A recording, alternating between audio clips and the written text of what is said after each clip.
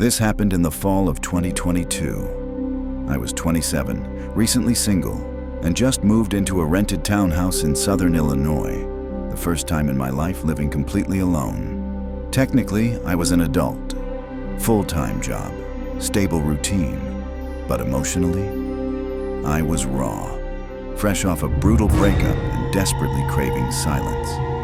The neighborhood was quiet, sterile suburban vibes, neatly trimmed hedges, wind chimes, identical beige sidings.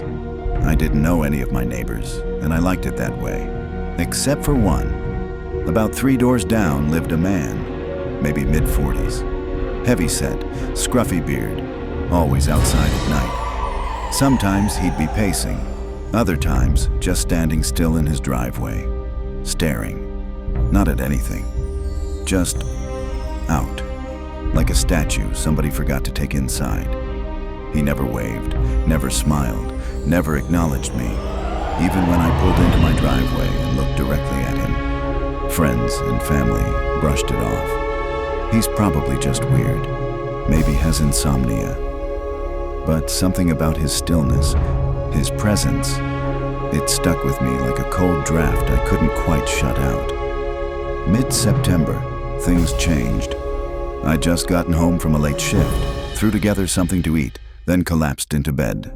Around 2:37 a.m., I woke to a sound, metal scraping against wood, sharp, deliberate, then a pause, and footsteps. Slow, faint crunching, gravel. My backyard was all decorative rock, no grass. These weren't animal sounds, they were human. Heart hammering, I reached into my nightstand and pulled out a dull kitchen knife, the only weapon I had. I crept to the sliding glass door, peeked through the blinds. Nothing. I called 911. Police arrived 10 minutes later. They checked the yard, said there was nothing. The gate was closed, no footprints, no damage. Probably just a raccoon, one of them said. His eyes said otherwise. You're wasting our time. But the next morning, I found a rock wedged under the gate, just big enough to stop it from latching, like someone had set it there, planning to come back later. 2 nights later, again, around 2 a.m., I woke to the sound of my back door handle jiggling gently, then rattling harder. Someone was trying to get in. I ducked into the hallway, out of view, phone in hand gripping that same kitchen knife. The motion light clicked on, and through a crack in the blinds, I saw him. A man, tall, still, just staring. Police came. This time they found footprints, big ones right up to the door.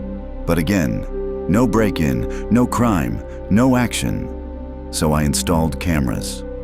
That night, I didn't sleep. I sat in the dark, live streaming the backyard on my phone. At 2:14, nothing. But at 2:23 a.m., the camera triggered.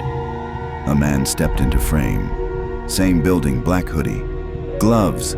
He walked like he knew exactly where the motion detection started. Waited until the last second to trigger it. Then he looked up, right into the camera, and smiled.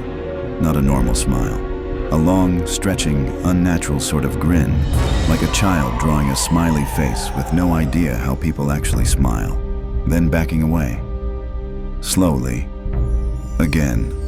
Just staring. I called the police, showed them the footage.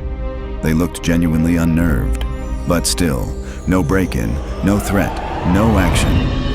That night, I packed a bag and stayed in a hotel. Came back the next day to grab more stuff, and found 4 muddy handprints on the glass door.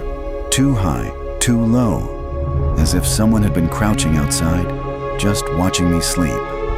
I moved out a week later, lost my deposit, didn't care. The day I left, I checked the mailbox one last time. There was a note, handwritten, tiny letters crammed into the lines of ruled paper. It read, "The cops leave, but I don't." I filed one final report. This time, the officer looked truly disturbed by the note. He said they'd do a wellness check on the area, but it was too late. A month later, I got a message on Facebook. A stranger named Kayla. She just moved into the townhouse. Hi, sorry to bother you, but did you ever notice someone in a black hoodie hanging around the backyard? I've been hearing footsteps at night, and last night, someone knocked on the glass door at 2 a.m. Just stood there. I never replied. I didn't want to know what happened next. Nobody ever broke in, but I still don't sleep with my blinds closed.